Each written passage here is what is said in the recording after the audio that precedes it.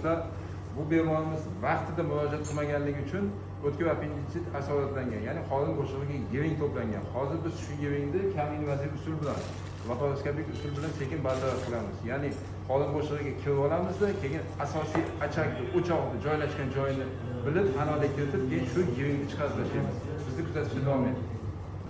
Mana laparoskopda qorin bo'shlig'iga tushdik. Qorin bo'shlig'ida yiringli ajralma ko'rinmayapti. Ozginagina suyuqlik bor. Xo'p, asosiy o'sha abses yiring mana shu joyda joylashib turibdi. Buni ochmaymizda, mana joylashgan joyiga analiz kiritib oldik-da, qorin bo'shlig'iga tushmasdan olib tashlaymiz buni.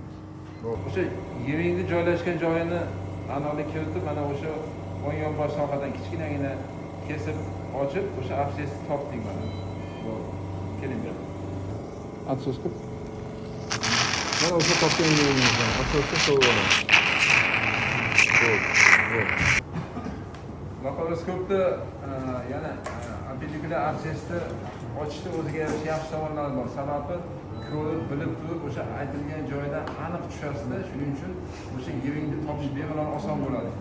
Yiring topganingizdan keyin qorin bo'shlig'iga tarqatmasdan olib tashlashga yaxshi imkoniyat bo'ladi.